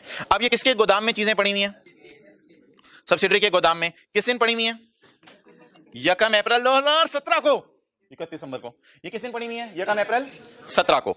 लेकिन जब हम सब्सिडरी के गोदाम में गए, कॉपी पेस्ट, जब हम सब्सिडरी उतया, शर्म नहीं आती? अच्छा, लेकिन जब हम सब्सिडरी के गोदाम में गए, किस दिन गए भाई? जगह में अपना 17 को हुए हैं यार, ये क्या क्या करके आते हैं? नाश्ता भी नहीं करके आते। 31/12/17 को इसके गोदाम में गए तो पता चला कि 20% इन्वेंट्री अभी तक पड़ी है। जा जा जा, तो इसका मतलब है 9 महीने में इसने 8 आइटम्स बेच दिए हैं और 2 आइटम्स अभी तक इसके स्टॉक में पड़े हैं। मुझे बता दें 31 दिसंबर को मैं क्या कहूंगा जब मैं कंसोलिडेशन का स्टूडेंट एज अ कंसोलिडेशन अपनी कराऊंगा, तो क्या मैं एक चीज सोचूंगा, जो काम मैंने 8 आइटम्स पे कर लिया था वो सब्सिडरी ने भी 8 आइटम्स पे कर लिया। अब 20% की टेंशन नहीं है मुझे। आप लोग 20% का कुछ सोच रहे थे, मैं 80% का सोच रहा हूं। ये बात मेरी बार बार सुनने अगर नहीं समझ आ रही, जो काम हमने 8 आइटम्स के बारे में यकम अप्रैल को कर दिया था, सरप्लस 5 का नजर आ रहा है आपको, जो काम हमने 8 आइटम्स के बारे में वर्किंग 1 में कर दिया था, 10 के बारे में मुझे पता किया था, लेकिन फिलहाल मैं 8 की बात कर रहा हूं, जो काम मैंने 80% आइटम्स के बारे में कर दिया था, उसको सब्सिडरी ने क्या जीपी रिकॉर्ड किया होगा? बोले। अगर सब्सिडरी के पास 20% स्टॉक पड़ा हुआ है, यानी 2 आइटम्स पड़े हुए हैं, तो 8 किधर गए? किधर गए? किधर गए? किधर गए? 8 आइटम्स सेल कर दिए, सेल किए। इसकी सेपरेट फाइनेंशियल स्टेटमेंट में IS2 के मुताबिक किस पे पड़े होंगे? कॉस्ट पे पड़े होंगे। कितने पे पड़े होंगे? 10 पे पड़े होंगे। इसने 10 वाली चीज को, 10 में हर एक चीज 1 की पड़ी होगी, इसने हर 1 वाली चीज को मिसाल के तौर पे 1.5 मिलियन, 1 वाली डेट, 1 वाली डेट, 1 वाली डेट, 1 वाली डेट, 1 वाली डेट, 1 वाली डेट, 1 वाली डेट, 1 वाली डेट, 8 दफा शायद पूरा हो गया, तो इसने 1 वाली चीज डेट करके 9 महीने में बेच दी। तो क्या सब्सिडरी एक वाली चीज अगर 1.5 की बेच दे तो आधे आधे मिलियन का प्रॉफिट इसने 80% स्टॉक पे बुक कर लिया होगा अपनी सेपरेट फाइनेंशियल स्टेटमेंट में। तो क्या वो गेन जो हम सरप्लस के नाम से 8 आइटम्स पे रिकॉर्ड करते हैं, क्या वो गेन वो सब्सिडरी ने भी सेपरेट में रिकॉर्ड कर लिया? तो जो काम हम कंसोलिडेशन डेट पे कर चुके हैं, हम अपनी तरफ से ना शायद 10 की सेल बुक कर चुके हैं, अपनी तरफ से शायद 10 की सेल बुक कर चुके हैं, लेकिन उसने कहा 8 की मैंने भी कर ली, 8 की मैंने भी कर ली, 2 की फिर अगले साल देखी जाएगी, 2 की अगले साल। इधर क्लोजिंग स्टॉक से नहीं खेलना होता, उधर पता क्या होता था? आप कहते थे जो closing included in buyer stock से खेलें, इधर उससे नहीं खेलना, इधर 20% से नहीं खेलना, 20% तो पड़ा हुआ है, इसकी टेंशन नहीं है, इस पे अभी तक उसने प्रॉफिट बुक नहीं किया, इसकी टेंशन नहीं है, उसके पास 20% पड़ा हुआ है, तो 80% उसने, तो जो 80% उसने स्टॉक बेचा, क्या उस पे यकम अप्रैल को हमने प्रॉफिट बुक कर लिया था? और वो 9 महीने में जैसे जैसे आइटम्स बेचता रहा होगा एक एक करके, जैसे जैसे ग्राहक आते होंगे, तो वो एंट्री करता होगा कैश डेबिट सेल क्रेडिट, एक आइटम पे 1.5 मिलियन एंट्री करता होगा, cost of sale debit inventory credit 1 million, तो सेल और कॉस्ट ऑफ सेल का डिफरेंस लेके जीपी बुक करता होगा। बता दें उसने कितने स्टॉक पे जीपी बुक कर लिया? 80% स्टॉक पे उसने खुद जीपी बुक कर लिया है। तो हम 80% स्टॉक के जीपी को उल्टा दें, जीपी उल्टाने की एंट्री बताएं, जीपी उल्टाने की एंट्री, जीपी उल्टाने की, कॉस्ट ऑफ सेल को छोड़े, आपको मैं सिंपल पहले बात कर लूं, वो बात आपकी ठीक है, सिंपल सी बात कर लूं, आपने जीपी उल्टाना है तो जीपी डेबिट या जीपी क्रेडिट? जीपी डेबिट, लेकिन मैंने आपको बताया जीपी ना बढ़ाया करें, आप कॉस्ट ऑफ सेल बढ़ा दिया करें, कॉस्ट ऑफ सेल बढ़ाने से जीपी खुद ही कम हो जाता है। और इन्वेंट्री क्रेडिट कितने से? 5 का 80%, 5 का कितना टोटल गेन हमने रिकॉर्ड किया? 5, उसका 20% की टेंशन नहीं है। जो काम हमने किया था 8 आइटम्स के बारे में, वो काम उसने भी कर लिया, उसके किए हुए काम को उल्टा दें, कितने से? सर इन्वेंट्री आप क्रेडिट क्यों कर रहे हैं? इन्वेंट्री को कम क्यों कर रहे हैं? मोहतरम इन्वेंट्री बिक चुकी है, इन्वेंट्री बिक चुकी है। अब यार इन्वेंट्री को कम करना ना, मैं कुछ भी नहीं, मैं ये सजेस्ट नहीं करता, ये एंट्री बस आपने उल्टानी होती है। इन्वेंट्री को कम करना अगर आपने सोच लें तो थोड़ी सी लंबी सी बात हो जाएगी। क्या सब्सिडरी के स्टॉक में ये वाले 8 आइटम्स पड़े हैं? और यार चपेट मारूंगा मैं 31 दिसंबर को, 31, मैं टाइम क्यों, मैंने टाइम क्यों बताना, ये लिखा हुआ ऊपर 31 दिसंबर की मैंने से चीजें उठाई है ना। क्या सब्सिडरी के, अब मैं स्टॉक क्रेडिट क्यों कर रहा हूं ये सोचवाऊंगा नहीं, आपको पेपर में टाइम भी नहीं होना। मैंने आपको इन द एंड क्लास में जाते जाते एक स्टेटमेंट देनी है, सारी एंट्रीज को उल्टा दिया करना है आपने, जाते जाते मैंने आपको ये स्टेटमेंट देनी है, इस जो एंट्री किया उसको उल्टा देना है आपने बस। अच्छा तो वैसे मैं बात कर रहा हूं, क्या स्टॉक सब्सिडरी की बैलेंस शीट के अंदर पड़े हुए हैं ये 8 यूनिट्स? नहीं पड़े हुए। हमने क्या किया था, हमने उस 8 यूनिट्स का प्रॉफिट भी बुक कर दिया, वो पड़े ही नहीं हुए। तो वो जो पड़े नहीं हुए, जब उनका हमने प्रॉफिट बुक कर लिया और एसेट बढ़ा दिया, तो वो हमें एहसास हुआ ये तो चीजें बिक गई हैं, तो उसको -4 करके हमने खत्म कर दिया। बाकी जो 5 में से -4 करेंगे, बाकी एक पड़ा रह जाएगा। क्लियर? तो अब आप मुझे बता दें कि पेपर में इस एडजस्टमेंट को कैसे लेने, लॉजिक लॉजिक IS2 शू सब फारिग करें, और मेरी अभी वाली सारी बातें जो है वो आप उठा के साथ वाले के पास जो स्क्रैप बॉक्स है जिसमें वो शार्पनर करके वो करता है, उसमें फेंक दें सारी बातें। और आप आखिरी बात पेपर पॉइंट ऑफ व्यू से सुन लें। क्या चीज? अच्छा, ये तंग करे। हाँ तो वही तो मैं समझाने लगा, आखिरी एंट्री दोबारा कराने लगा, दोबारा कराने लगा। अच्छा जी, सब्सिडरी की किताबों में कितने का स्टॉक पड़ा हुआ है? 10 का। हम महंगा करके किस पे ले गए? 15 पे। कितने का प्रॉफिट बुक कर लिया? यहां तक समझ आ गई?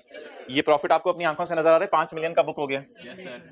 अच्छा, कंसोलिडेशन पर्पस के लिए, गुडविल निकालने के लिए हमने ये 5 का प्रॉफिट बुक कर दिया। अगला सवाल मेरा आपसे, क्या ये 5 रुपए का प्रॉफिट जो है वो IS2 की रोशनी में रिकॉर्ड होना चाहिए? नहीं होना चाहिए। इसलिए सब्सिडरी ने स्टिल अपनी किताबों में एसेट कॉस्ट पे रखा होगा या फेयर वैल्यू पे सेपरेट बुक्स में कॉस्ट पे रखा होगा। अच्छा, अब सब्सिडरी क्या इन आइटम्स को पड़ा रहने देगी या बेचेगी अगले 9 महीने में? उसमें से सब्सिडरी के पास अभी तक कितना पड़ा है? 9 महीने में उसने बहुत कोशिश की सारी चीजें बेचने की, नहीं बिक सकी। अभी तक कितनी पड़ी है? 20%। जरा बताएं उसने बेच कितनी दी? 80% बेच दी। अब ये जो 80% बेची, क्या चीजें बिकने पे सेपरेट बुक्स में प्रॉफिट्स रिकॉर्ड होते हैं? यस और नो में बताइएगा। अब उसने भी प्रॉफिट रिकॉर्ड कर दिए ऑल्सो। अब मैं बोल रहा हूं लॉजिक समझाते हुए, क्या उसने प्रॉफिट बुक कर दिया? हम ऑलरेडी रिकॉर्ड। अब उसने जितने यूनिट्स पे प्रॉफिट रिकॉर्ड किया उसे हम क्या करेंगे? रिवर्स करेंगे। तो प्रॉफिट उल्टाने की एंट्री बोलें जीपी डेबिट, और दूसरा इफेक्ट इन्वेंट्री को जाएगा, जाहिर बात है। तो जीपी डेबिट इन्वेंट्री, जैसे डिडक्शन होती थी दूसरा इफेक्ट पीपी को जाता था, तो ये इन्वेंट्री है तो दूसरा इफेक्ट। अच्छा, तो अब ना जैसे ये पेपर में लाइन आया करेगी ना, आपने समझने के लिए आगे एक लाइन लिखनी है, वो लिखें। इट मींस 20% अगर पड़ा है, it means 80% inventory is sold by S in 9 months, या आफ्टर एक्विजिशन लिख लें, जो मर्जी। It means 80% inventory is sold by subsidiary after Jacam April. It means 80% inventory is sold by subsidiary after Jacam April, and it has recorded profit. And it has recorded profit on this. And it has recorded profit on this 80% stock, and it has recorded profit on this 80% stock in separate books. बस कर दें, in separate books it has recorded profit of 80% in separate books. अब बता दें हम कितना profit book कर चुके हैं? हम सारा प्रॉफिट बुक कर चुके हैं, उसने भी 80% बुक कर लिया, तो फिलहाल कितना रिवर्स कर दें? बाकी 20% वो अगले साल बुक करेगी, बाकी वो 20% अगले साल बुक करेगी, तो उसको अगले साल उठा देंगे, वो कोई मसला नहीं। फिलहाल उसने कितना प्रॉफिट बुक कर लिया है? क्या मैं कह सकता हूं, इसी तरह का फिक्रा बोलूं, The GP was also recorded by S in 9 months. The GP was also recorded by S in 9 months on 80% stock. और अब उर्दू वाला आखिरी फिक्रा, जो काम हम एक्विजिशन डेट पर, अगर वो सब्सिडरी भी बाद में, तो सब्सिडरी के काम को रिवर्स कर देंगे। सब्सिडरी ने क्या काम किया होगा? जीपी बुक किया होगा, जीपी को हमने उल्टा। अच्छा, लेकिन यार एक मसला, ये P&L का सवाल नहीं चल रहा, ये बैलेंस शीट का सवाल चल रहा है, तो बोलें क्या लिखूं इधर? SRE। अब एंट्री बुक करवाएं, SRE डेबिट कितने से, और इन्वेंट्री क्रेडिट।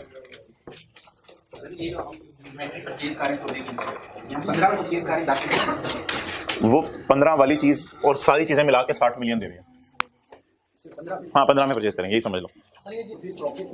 किसका?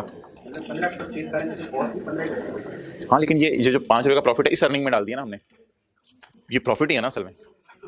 इस नहीं, वैसे मैं बात कर रहा हूँ, हमारी 2 अर्निंग्स होती है ना, प्री और पोस्ट।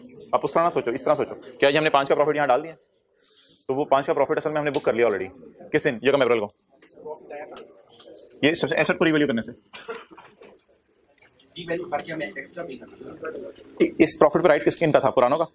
पुरानों का था, ये बता दो। पुरानों का राइट था ना इस पे, ठीक है, बाद में हमने कमा दिया, तो इस एसेट पे पुरानों का राइट था, पुरानों को उनका हक दे दिया, पुरानों को उनका हक दे दिया। इधर पैसे पे करके समझ लो, इधर पैसे पे करके हमने पूरी इसके साल का तो हमने पुराने को उसका हक दे दिया। अब जब हमने भी उस हक को रिकॉर्ड कर लिया दोबारा सब्सिडरी के प्रॉफिट्स में, तो वो हक पड़े, हमने भी जब उस हक को दोबारा रिकॉर्ड कर लिया तो हमने कहा ये तो हमारा हक नहीं है, तो हम अपना हक उल्टा रहे हैं। क्लियर? ये तो पुरानों का हक था ना, तो अपना हक रिकॉर्ड हमारा नहीं था, इसलिए हमने अपना उल्टा दिया। जी बोलो। अगर ये पहली वाली बात नहीं, ये तो फिर बताता सवाल के नेचर का, नहीं ये उस तरह नहीं होता, बताता पीने इसको कितनी बेची है, और वो ये वाली बात हमेशा की होगी तो नीचे वाली बात लिखी होगी, इंटरलिंक्ड चीजें। अच्छा मैं क्या तीसरा सवाल आ गया। ओके चलें हजरात, अब आपकी 2 एंट्रीज के बाद मिजाज तो बन ही गया होगा, और पहली एंट्री भी हमने उल्टा दी है, दूसरी एंट्री भी हमने उल्टा दी है। अब तीसरी एंट्री की बात मैं करने लगा हूं। वो ऑलरेडी ये क्या हो चुका है, हमारी लाइन ही फारिग हो चुकी है। चलें छोड़ें इसकी, खैर है।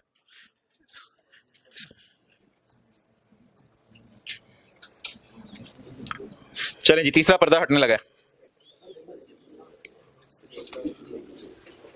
बोलें जी। सब्सिक्वेंट टू एक्विजिशन, ये वर्किंग 1 में नहीं जानी चीज। इधर देखें, इधर भी लिखा हुआ था 2 अप्रैल, वर्किंग 1 में नहीं जानी, 2 अप्रैल लिखा हुआ था। इधर भी लिखा हुआ था अभी तक क्लोजिंग स्टॉक में, तो बाकी 80% 9 मंथ्स में बिक गई। तो इधर भी क्या लिखा हुआ है, आफ्टर एक्विजिशन।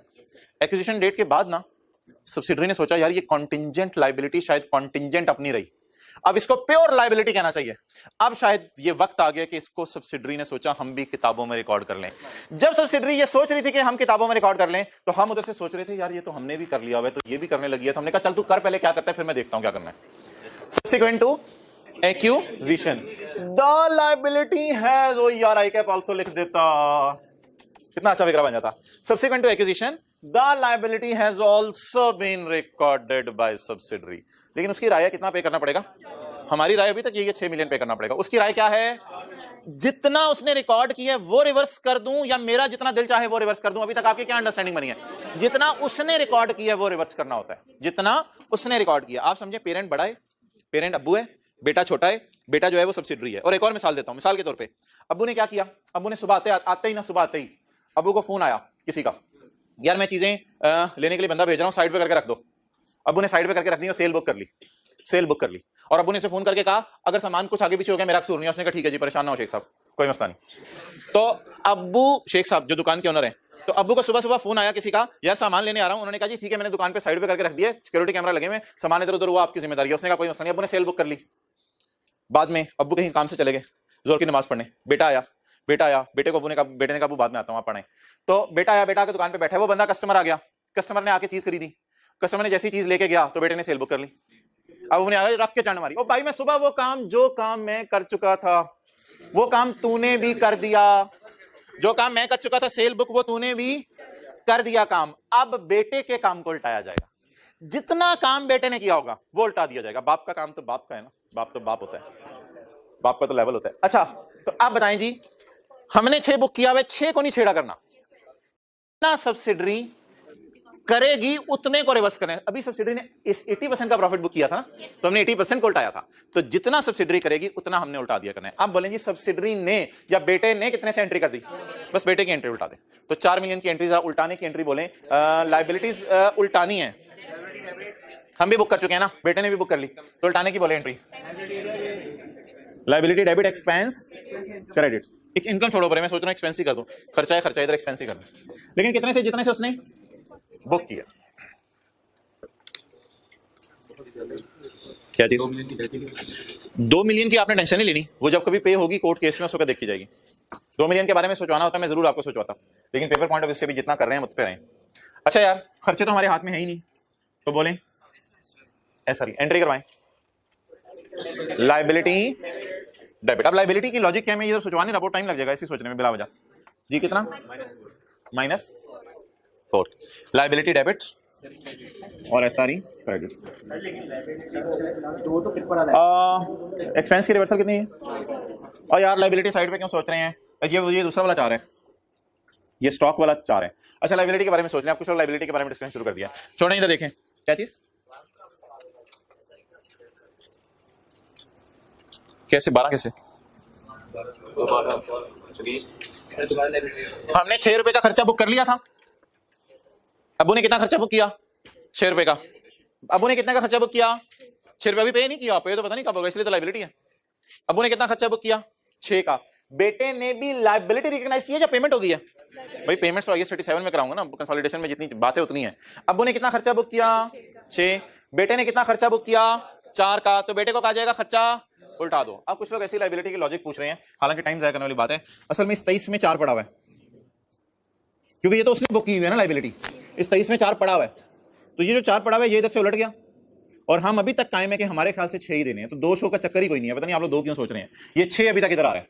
हाँ, जब कभी कोर्ट का फैसला आएगा तो क्या करना है, ये कम से कम हमारी कंसोलिडेशन की बहस नहीं है, या IAS 37 की बहस है। तो जिनको लाइबिलिटी की इशू आ रहा है वो इधर देख लें। सेपरेट बुक्स में कितने पे रिकॉर्ड की हुई है उसने?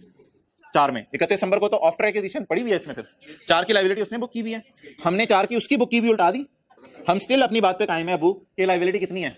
पेरेंट के लॉयर की स्टिल यही राय है कि 6। अब पेरेंट के लॉयर की राय बदले वो नहीं है चीजें हमारे स्कोप में, तो जब फैसला आ जाएगा तब IAS 37 बताएगा क्या करना है। कंसोलिडेशन की डिस्कशन नहीं है ये। क्या चीज? IAS 37 में हम पढ़ेंगे कि अगर ये पूछ रहे हैं कि सब्सिडरी ने क्यों रिकॉर्ड कर दिया। मोहतरम, ये तो IAS 37 में हम पढ़ेंगे कि हो सकता है 1 अप्रैल को लॉयर कह रहा था कम चांस है पे करने का, 31 दिसंबर को 1-2 हियरिंग हुई हो तो लॉयर ने कह दिया भाई बहुत ज्यादा चांस है पे करने का। तो फिर मैं आपको बताऊंगा IAS 37 में कि इसको कॉन्टिंजेंट लाइबिलिटी नहीं कहते, इसको प्रोविजन कहते हैं। ये फिर लंबी बात उस एतबार से शुरू हो जाएगी। तो चलें छोड़ें जी सारी बातें। इन द एंड उर्दू का एक फिक्रा बोल दें, जो काम हम वर्किंग 1 में एक्विजिशन डेट पे कर चुके हैं, अगर वो बाद में सब्सिडरी भी अपनी बुक्स में कर ले तो जितना सब्सिडरी ने किया है सिर्फ उतना उल्टाना है। जितना सब्सिडरी ने किया उससे ज्यादा नहीं उल्टाना, जितना सब्सिडरी ने किया उतना उल्टा देना है। तो इस सफे में आप ये बात उर्दू में लिख लें, जो काम हम एक्विजिशन डेट पे कर चुके हैं वर्किंग 1 में, जो काम हम वर्किंग 1 में एक्विजिशन डेट पे कर चुके हैं, चलो जल्दी करो स्पीड अप। जो काम हम वर्किंग 1 में किसमें कर चुके हैं? एक्विजिशन डेट पे। अगर वो काम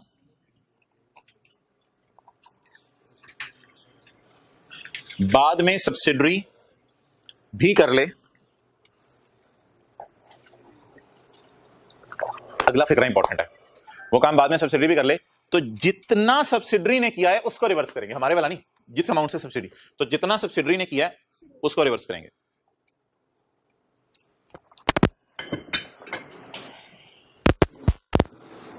जितना सब्सिडरी ने किया है उसको रिवर्स कर देंगे। अच्छा, मैं 5 मिनट इसलिए जाया करने लगा हूं कि पास का तजर्बा है ऑनलाइन ग्रुप्स में, ये एडजस्टमेंट्स जो है वो जब पास पेपर में आती हैं, हालांकि मैंने पास पेपर की इंग्लिश आई हुई है, पास पेपर में हर अटेम्प्ट में इनमें से कोई एक एडजस्टमेंट आ जाती है, या ये वाली आ जाती है, या दूसरी वाली आ जाती है, तीसरी वाली आ जाती है। लेकिन जितने पास पेपर में एडजस्टमेंट थी उन सबको इकट्ठा करके एक जगह डालने का मकसद ये था कि सारी टाइप्स के एडजस्टमेंट्स एक ही जगह कवर हो जाए और आपको समझ आ जाए। लेकिन जनवरी के महीने में और फरवरी में खास तौर पर इतना ज्यादा आता है, बच्चा बैठा होता है तस्वीर भेज दी सर ये जरा पॉइंट भी जरा दोबारा बता दीजिएगा। तो इसलिए आप लोग भी और जितने ऑनलाइन वाले हैं जरा ऑडियो रिकॉर्डिंग ऑन कर लें, मैं ये सारी एडजस्टमेंट जो है वो आपको 2 मिनट में दोबारा रिवाइज करवाने लगा हूं, तो इसलिए कोई आपका सवाल आज के बाद इनके बारे में नहीं लिया जाएगा। ओके, पहले एडजस्टमेंट का एक सेट पढ़ें, और एक पहला सेट आसान है, वो मार्क्स गिविंग है, वो ऐसे ऐसे मार्क्स देगा पहला पॉइंट, और दूसरे पॉइंट में भी इंशाल्लाह कोई 1-2 एडजस्टमेंट में मसला आ सकता है, उधर से भी इजीली मार्क्स सिक्योर करेंगे। अच्छा जी, पहले दूसरी वाली डिस्कशन को ज़हन से निकालो भाई, अब तो 20 हो जाना यार। सब्सिडरी की बुक्स में स्टॉक कितने का आ रहा है? 10 का, लेकिन स्टॉक बाजार में कितने का बिक सकता है? तो IFRS 3 और 10 कहते हैं कंसोलिडेशन के फेयर वैल्यू पर लाओ चीजों को, तो हमने सिंपल सी एंट्री कर दी बस, इन्वेंटरी डेबिट और सरप्लस इन वर्किंग 1 क्रेडिट। ये ऑडियो रिकॉर्डिंग हो रही है। नेक्स्ट, ऑन एक्विजिशन डेट एक प्लांट को इंपेयर करना है, एंट्री बताएं, impairment loss in working 1 debit और PPE। नेक्स्ट, सब्सिक्वेंट एक्विजिशन, तीसरी adjustment, contingent liability of 9 which is disclosed. हम एकदम खटके, ये तो डिस्क्लोज हुई है, इसका मतलब रिकॉर्ड नहीं हुई अभी सिर्फ डिस्क्लोज्ड है। ये कब पता चलेगा ये कंटिंजेंट लायबिलिटी डिस्क्लोज होती है? जब IAS 37 पढ़ लेंगे। तो हमारे समझने के लिए a liability whose carrying value is 0 has a fair value of 6 million. तो 0 वाली चीज को 6 पे लेके जाना है, तो कितना खर्चा बुक करें? खर्चा डेबिट, लायबिलिटी क्रेडिट, क्योंकि हो सकता है सऊदी किंग के जाने के बाद ये खर्चा हमें बर्दाश्त करना पड़े, तो इसलिए खर्चा उसी की अर्निंग में कम कर दो, खर्चा डेबिट, लायबिलिटी क्रेडिट। ये सारा करके जब हम फ्री हो गए तो हमें पता चला कि इंपेयरमेंट लॉस सब्सिडरी ने सऊदी किंग के जाने के बाद अपनी सेपरेट बुक्स में भी रिकॉर्ड कर लिया। हमने कहा ये तो हमने भी कर लिया हुआ था, तो लॉस को उल्टाने की एंट्री सोचे, इंपेयरमेंट लॉस उल्टाने की, पॉइंट बी पहले मैं पढ़ा रहा हूं, लॉस को उल्टाने की एंट्री बोले, इंपेयरमेंट लॉस या खर्चा क्रेडिट और पीपी डेबिट। आगे सब्सिडरी ने कहा 20% स्टॉक मेरे पास अभी तक पड़ा हुआ है, इसका क्या मतलब है, कितने परसेंट बेच चुकी है? तो क्या मैं कह सकता हूं the gross profit, point A के एतबार से बात कर रहा हूं, the gross profit on 80% stock was also recorded by SL in 9 months in its separate financial statements। तो ये जो स्टॉक का गेन रिकॉर्ड कर चुकी है, इस गेन को उल्टाना है, तो गेन को उल्टाने की एंट्री जीपी डेबिट स्टॉक, दूसरा इफेक्ट स्टॉक को जीपी डेबिट स्टॉक रेट, लेकिन जीपी की जगह कॉस्ट ऑफ सेल, या कॉस्ट ऑफ सेल की जगह एसआरई में वो चीजें जाती हैं जो एक्विजिशन डेट वाली ना हो, एक्विजिशन डेट की बात वाली है। The liability is also recorded by subsidiary at 4, subsidiary ने इसको 4 पे रिकॉर्ड कर लिया। अब अगर सब्सिडरी ने इसको 4 पे रिकॉर्ड कर लिया तो बेटे ने जो गड़बड़ की है, बाप कहेगा बस तेरे वाली गड़बड़ उठाने लगाऊं। तो बोले बोले बोले बोले बोले लायबिलिटी डेबिट, अब सारी एंट्रीज देख लें बिल्कुल उल्टे हैं, इन्वेंट्री डेबिट सरप्लस क्रेडिट और जीपी डेबिट इन्वेंट्री क्रेडिट, सारी एंट्रीज उल्टा रही हैं। अब इसको टोटल्स आपने खुद ही कर लेने हैं। अब मैं ये तीनों एडजस्टमेंट्स पोस्ट करने लगा हूं, बैलेंस शीट आप खुद ही टैली करनी है। Consolidated statement of comprehensive income के फेस पे ये तीनों एडजस्टमेंट्स मैं यहां पोस्ट करने लगा हूं, और इन तीनों एडजस्टमेंट्स का इंपैक्ट वर्किंग 5 पे शो करने लगा हूं। अल्हम्दुलिल्लाह ये तीनों फिगर्स वर्किंग 5 में जाएंगी। तो ये भी चीजें वर्किंग 5 में जाती हैं। हाँ, ये चीजें वर्किंग 5 में जाती हैं, लेकिन इतनी इंपॉर्टेंट नहीं है, इसलिए मैंने वर्किंग 5 के फॉर्मेट में नहीं डाली हुई, वर्किंग 5 के फॉर्मेट में नहीं डाली हुई। ये तीनों चीजें भी वर्किंग 5 में जाएंगी। अच्छा, पहले आप मुझे करें consolidated statement of comprehensive income के फेस पे पोस्ट करवा दें। ये चीजें वर्किंग 1 की हैं, ये कहीं नहीं जानी, इधर से कराएं जी। खर्चा बढ़ाने बोले बोले बोले बोले बोले क्लास, और आपको पता है पीएनएल बनाते हुए सिंगल एंट्री प्रोसेस चलते हैं। खर्चा क्या करने, तो इंपेयरमेंट लॉस एडमिन में कर दें। खर्चा कम करना है कितने से, -3, खर्चा कम करना है -4, ये 3 एंट्रीज पोस्ट होगी। अच्छा, ये किसके प्रॉफिट हिट हो रहे हैं? सब्सिडरी को कह रहे हैं प्रॉफिट उल्टाए, हाँ। सब्सिडरी को कह रहे हैं खर्चा उल्टाए, हाँ। सब्सिडरी को कह रहे हैं खर्चा उल्टाए, तो इसका मतलब है एस के प्रॉफिट्स में कुछ जीपीज वगैरह बुक हो चुके हैं जो मैं उल्टाना चाह रहा हूं, तो एस के प्रॉफिट में तो मसले हैं। तो ये सारी चीजें सर इस तरह की कोई बात इसे याद करा दें ताकि याद रह जाए। और आपको याद है asset debit surplus in working 1 credit इधर होता था और डेप्रिसिएशन की एंट्री वर्किंग 5 में जाती थी, याद आ रहा होगा आपको। एसेट डेबिट सरप्लस क्रेडिट ये इससे होता था, और 9 मंथ्स की डेप्रिसिएशन आपको याद है जाती थी वर्किंग के अंदर, डेप्रिसिएशन ऑन सरप्लस के नाम से। तो जिस तरह asset debit surplus credit working 1 में जाता था और दूसरी एंट्री वर्किंग 5 में जाती थी, इसी तरह दूसरी एंट्रीज सारी कहां जाएंगी, और पहली वाली वर्किंग 1 में, तो वर्किंग 5 में ले जाएं। खर्चे क्या करने हैं, बढ़ाने हैं, तो ये वाला 4। एडजस्टमेंट नंबर कौन सा वाला, ए। खर्चे क्या करने हैं, कम करने हैं, तो प्रॉफिट। एडजस्टमेंट नंबर बोले बोले बोले बी। खर्चे क्या करने हैं, कम करने हैं, कितना जी, खर्चे कम, प्रॉफिट बढ़ जाएगा। एडजस्टमेंट नंबर, तो ये कंसोलिडेटेड के मुंह के ऊपर एंट्रीज हैं और ये वर्किंग 5 में, ये कर लें।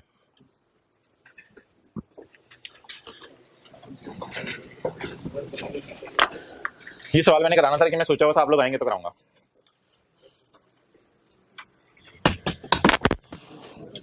अच्छा, ये 3 एडजस्टमेंट कितनी खूबसूरत हैं। ये एसोसिएट आपको शुरू करा दिया गया IAS 28, लेकिन ये छुड़वा दी गई, यानी कि वो इतनी आसान चीजें थे। ये मैं बताना चाह रहा हूँ IAS 28 कितना आसान है। IAS 28 में अल्लाह का शुक्र है कोई मसले वाली बात नहीं होती, क्योंकि पहले वो पढ़ा होता है। उधर ही लाओ, उधर ही रखो। लेकिन आई होप ये 3 एडजस्टमेंट्स भी आ गई, तो आप पहली एंट्री तो इंशाल्लाह सही कराएंगे। दूसरी एंट्री पे आज घर जाके सोच लीजिएगा थोड़ा सा। इसीलिए सफे के नीचे जगह भी आधी छोड़ी हुई है, जितना मर्जी लिखें सफे पे जाके किताब में।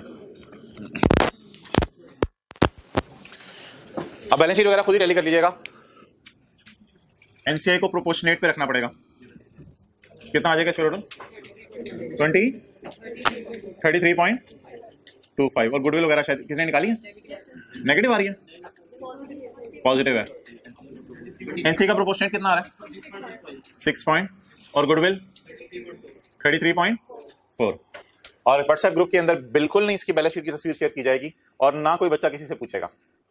यार खुद ट्राई कर लो यार, हद हो गया, पीछे रह गया है। लेकिन ये किसके आइटम्स है मोहतरम, पीएनएल के। चलिए चलिए, ग्रुप में किसी से पूछ लीजिएगा, खैर बैलेंस शीट टैली हो जानी चाहिए।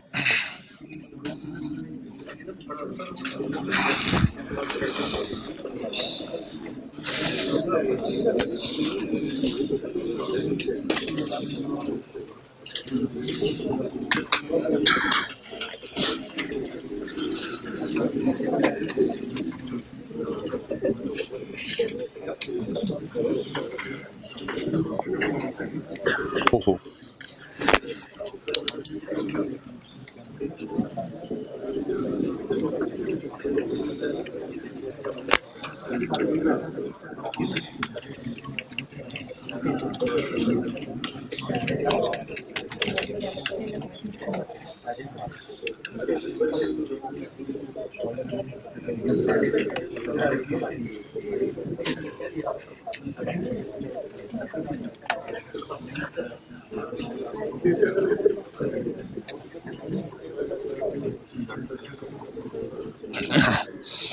जी, आज आपका होमवर्क है, निकालो इधर। तैयार है? तैयार है? तैयार है? तैयार है? Homework page 646 question 2, page 646 question 2। ये सवाल है मार्च 2020 का, मार्च 2020 का। ये आज आपने आप सवाल फुल फ्लेज वाला करना है। कोई फ्री होल्ड लैंड हम सऊदी किंग को दे रहे हैं। सऊदी किंग को कहा था सब्सिडरी ने अच्छा परफॉर्म किया तो पैसे दे देंगे। कल वाली क्लास ली हुई है। इसके बाद कोई शेयर्स की फेयर वैल्यू दी हुई है। इसके बाद ये पता नहीं कौन सी लाइन आ रही है, 20% of the inventory still included in stock, ये जो आज पढ़ाई है। उसके बाद कोई मशीन वगैरह बिक रही है, डिविडेंड है, सेल ऑफ स्टॉक है, कोई रिसीवेबल पेबल पता नहीं पड़े हैं इनके आपस के, कोई इंपेयरमेंट लॉस है और एनसीआई की। ये डिस्काउंट रेट भी पता नहीं क्यों 14% दिया हुआ है, शायद किस चीज को डिस्काउंट करना ना करना हो, क्या करना है। वैसे इस डिस्काउंट रेट को इग्नोर कीजिएगा, कल वजह बताऊंगा आपको, कल वजह बता दूंगा। फिलहाल डिस्काउंट रेट को इग्नोर कीजिएगा, लेकिन वो सवाल जरूर रिवाइज कर लीजिएगा। कल कौन सा क्वेश्चन था जिसमें परफॉर्मेंस पे डिपेंडेंट था? क्वेश्चन नंबर, और थोड़ी सी बिल्डिंग ले लो वाला कौन सा सवाल था? Question excellent, question 21। और आज कौन सा सवाल किया? क्वेश्चन 37। तो ये 3 एडजस्टमेंट्स के आगे क्वेश्चन लिख लें। अगर आपको बात भूल गई तो ये क्वेश्चन पहले रिवाइज कर लीजिएगा। ये क्वेश्चन 21, 19 और 37 सारे लेक्चर नोट्स वाले हैं, पेज 800 से आगे वाले हैं। इस एडजस्टमेंट के आगे क्वेश्चन 21 लिख लें, इसके आगे क्वेश्चन 19 लिख लें, इसके आगे क्वेश्चन 37 लिख लें। और ये जो आप किया, जो काम वाला सवाल किया, तो इंशाल्लाह ये 3 सवाल अगर आप करके सवाल की तरफ आएंगे तो आपको टाइम नहीं लगेगा। अगर किए बगैर आएंगे तो परेशान होंगे। और कोशिश कीजिएगा यार इस सवाल की आधी एडजस्टमेंट सही हो जाए। अगर इस सवाल की आधी एडजस्टमेंट आपसे सही हो जाती है ना, तो समझ लें आप आई कैप की नजर में पास हैं। एक्सेलेंट मिल देता है आई कैप उस बंदे को, पास PASS उसके घर में से जाता है जिसकी सवाल की आधी एडजस्टमेंट सही हो जाती है। Okay, page 637, page 637।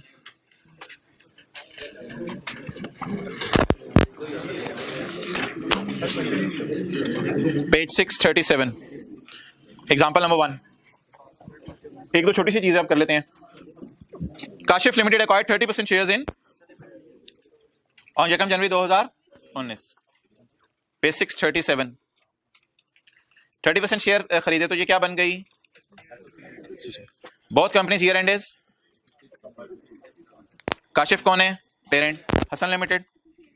Following other details during the year. KL ने परचेज किए कितने % shares? At a cost of 30 million.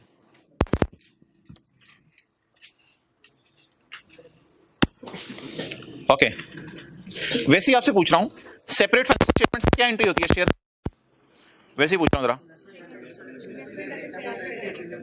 Investment debit, cash credit. नहीं शेयर खरीदने फाइनेंशियल स्टेटमेंट में आपको पता है पेरेंट की किताबों में इन्वेस्टमेंट सारी होती हैं। तो भैंस खरीदने की entry biological asset debit cash credit, गांव खरीदने की entry biological asset debit cash credit, share खरीदने की एंट्री इन्वेस्टमेंट कितने से जी?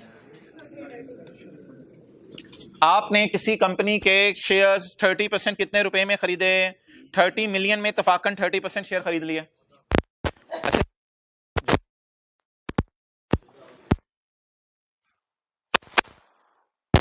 यस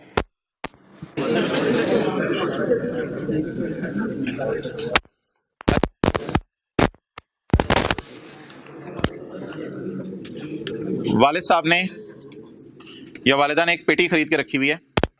उस पेटी के अंदर जो है वो अच्छा रात सोना चांदी पड़े हुए हैं और बाहर आपका नाम लिखा हुआ है मिस्टर एक्स। अब बड़ी सोच और छोटी सोच क्या होती है? छोटी सोच ये है कि जितने जितने इस पेटी से आ रहे हैं ना उसको लेके आप खुश होते रहें। बड़ी सोच ये कि इस पेटी में कितने पड़े हैं। अजीब सी वैसे बात है आप, लेकिन मैं जरा वैसे तो आपके दो सवाल आपके जहन में आ सकते हैं। ओ भाई अब्बू मेरे लिए पड़ा कितने हैं? ये जो थोड़ा थोड़ा करके हम मुझे देते हैं, ये लाके इसको जरा साइड में रखें, बताएं अंदर क्या क्या है। तो इसी तरह आप अगर कोई कंपनी के को खरीद लेना 30%, तो आपकी अच्छी खासी उस कंपनी पे चलने लग जाती है। यानी आपकी हैसियत उस कंपनी में अम्मी जैसी हो जाती है, जिसकी अच्छी खासी चलती है, सारी नहीं चलती, अच्छी खासी। अगर आप किसी के 50% से ऊपर शेयर खरीद लें फिर तो आप अब्बू बन जाते हैं उस कंपनी के, तो फिर तो आप ही की चलती है। लेकिन अगर आप किसी के 30-40% शेयर खरीद लें, अच्छी खासी आपकी चलती है। अच्छा, तो अब आप मुझे बताएं, मैं अगर किसी कंपनी के शेयर खरीदूं 30%, 32%, 40%, तो दो नजरिए हैं। या तो मैं नजर रखूं उसके प्रॉफिट्स पे कि पेटी में क्या क्या है, या तो मैं नजर रखूं प्रॉफिट्स पे, या फिर क्या नजर रखूं उसमें से फिलहाल मुझे कितना मिल रहा है, और मैं कहूं यार जितना मिल रहा है बस ठीक है यार, उसी पे सब्र करते हैं, जितना मिल रहा है, बाकी उसमें क्या क्या पड़ा हुआ छोड़ने पड़े। डन। तो एक चीज को देखने के कितने नजरें हैं? दो। तो इसको अकाउंटेंट्स ने दो मॉडल्स का नाम रख दिया। अगर आप उसके सिर्फ डिविडेंड पर नजर रख रहे हैं ना, इसका नाम अकाउंटेंट्स ने अजीब सा रखा, कॉस्ट मॉडल। कॉस्ट मॉडल, बस डिविडेंड पे नजर रख रहे हैं, जितना आया उसी पे तसल्ली कर रहे हैं। और अगर आप उसके प्रॉफिट्स पे नजर रख रहे हैं तो अकाउंटेंट्स ने इसका नाम रखा इक्विटी मेथड। क्या method? Equity model. Equity model, उसकी इक्विटी पे, उसके प्रॉफिट में नजर रखी हुई है। ओके, अब इधर आए, टर्म टेस्ट 1 इनके लिए तैयार करना है, उसकी वीडियो होगी, अपलोड भी होगी यूट्यूब पे, आज हो जाएगी अवेलेबल। Discussion good. अच्छा जी, नहीं वो कुछ लोगों ने देना होता है ना, आप लोगों की बात। ओके, ऑनलाइन वालों से बात हो रही है यार। मुझे पेटी और उसमें से जो निकल रहा है उसमें फर्क बता दे कितना है। पॉइंट 2 और 3 पढ़ के। HL's profit is 10, HL's profit is 10 and HL's distributed 4। लेकिन एक बात याद रखिएगा, ये 10 और 4 हमारा नहीं है, इसमें मैं परसेंटेज लगा देता हूं, फिर उसके बाद डिस्कशन शुरू करते हैं। HL का प्रॉफिट कितना है? 10 का 30% कितना? 3। HL ने 10 में से बांटा कितना? 10 तो सारे शेयर होल्डर्स के ना, उसमें से मुझे कितना दिया? नहीं, मुझे नहीं 4 दिया, 10 सारे शेयर होल्डर्स के, और 10 में से सारे शेयर होल्डर्स को 4 दिया। मुझे कितना दिया 4 में से? 1 पॉइंट। अब मुझे बताएं मेरे लिए पेटी में कितना है और फिलहाल मुझे कितना मिला है? अब मुझे बताएं मेरे लिए पेटी में कितना है, जिसके बाहर मिस्टर एक्स या मेरा नाम लिखा हुआ है, बल्कि जिसके बाहर काशिफ लिमिटेड लिखा हुआ है। ये तो शायद बाकी बहन भाइयों की पेटियां भी साथ आ गई थी। तो फिलहाल मैं अपनी पेटी की बात कर रहा हूं। मेरी पेटी में जो है वो कितना रखा हुआ है वालिदैन ने? 3। और फिलहाल इस साल मुझे रिलीज कितना किया आला तालीम हासिल करने के लिए? 1.2। अब दो तरीके हैं एंट्रीज के, दो तरीके हैं जल एंट्रीज के। एक तो ये तरीका, पेज नंबर, ओ यार पूरी रात रोंदे रहे, सवेरे उठ के भी रोंदे रहे। अच्छा, इन्वेस्टमेंट डेबिट कैश क्रेडिट से। अब एक क्या तरीका है कि पेटी खोल भी रही हो अम्मी तो मैं आंखें बंद कर लूं, तो फिर मेरी स्क्रीन पे नजर नहीं पड़ी। अब मेरी जो है नजर सिर्फ 1.2 पे है, तो मैं एंट्री करूंगा, बोलें कैश डेबिट, डिविडेंड जब आएगा, और डिविडेंड इनकम क्रेडिट। एक ये तरीका है सोचने का, एक ये तरीका है सोचने का। मैंने कितनी की इन्वेस्टमेंट की? 30 की। उसने मुझे कितना मुझे कितना दिया? कमा के नहीं दिया, मुझे कितना दिया? 1.2। एक और तरीका है सोचने का, लेकिन उसमें जरा एंट्रीज फिर ज्यादा होंगी। वो तरीका है सोचने का, इस तरह की एक और भी मैंने मिसाल दी थी, दरख्त पे फल लगे हुए हैं और तोड़ने, दोनों पे डबल, इस तरह की। चलें अब जरा बात करें आगे। इस तरीके की एंट्रीज आपने मुझे बतानी है। इन्वेस्टमेंट डेबिट एक और मॉडल है, जैसे 5 for weighted average straight line WDV, तो उन्हीं एंट्रीज को मैं दोबारा करने लगा। Investment debit cash credit. अब मैं पेटी पे नजर पड़ी नहीं, जानबूझ के मैंने पेटी पे नजर मारी कि मेरे लिए कितना है। अब बता दें 3 रुपए मेरे लिए पड़े हैं, मैं ले तो नहीं सकता, लेकिन मेरा राइट है, मेरा राइट है। अगर मैं राइट अपना बुक कर लूं, मैं कहूं मेरी इन्वेस्टमेंट्स माशाल्लाह ज्यादा हो गई हैं, यानी एसोसिएट ने मेरे लिए कितना कमा लिया है, कितना दिया, कितना कमा लिया। शायद ये अकाउंटिंग एक्रूवल टाइप की तरफ जा रही है कि मेरे लिए कमाया 3 और मुझे दिया। ये शायद अच्छी अकाउंटिंग है, लोगों को वैसे ज्यादा पसंद है, लेकिन स्टैंडर्ड ने दोनों की इजाजत दी हुई है। अच्छा, फिलहाल बताएं कमा कितना लिया? 3 एसोसिएट ने मेरे लिए, उसमें से कितना दिया? एसोसिएट से जाके पूछूंगा तो एसोसिएट ने पेटी में मेरे लिए कितना रखा हुआ है? 3 में से कितना दे रही है? एक तरीका ये था जितना मिला उसी पे इक्तफा करें, एक तरीका ये था नजर रखें मेरे लिए कितना कमा रही है। ऐसी सूरत में ना इन्वेस्टमेंट्स डेबिट करेंगे या रिसीवेबल डेबिट कर दें। इन्वेस्टमेंट नहीं पसंद आ रहा तो रिसीवेबल डेबिट, रिसीवेबल डेबिट और खुशी क्रेडिट, P&L खुशी क्रेडिट। कितने से बोलें? 3 से। मोहतरम, अब रिसीवेबल आप डेबिट कर चुके हैं, आप जब पैसे मिलेंगे ना तो इनकम दोबारा बुक नहीं करनी।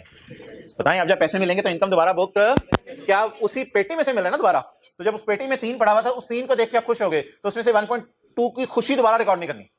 अब एंट्री आपने मुझे बतानी है जब कैश आएगा। कैश डेबिट, बोले बोले बोले, कैश और रिसीवेबल क्रेडिट, कैश डेबिट और रिसीवेबल।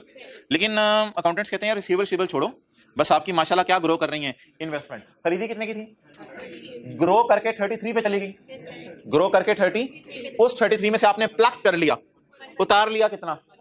1.2। Cash debit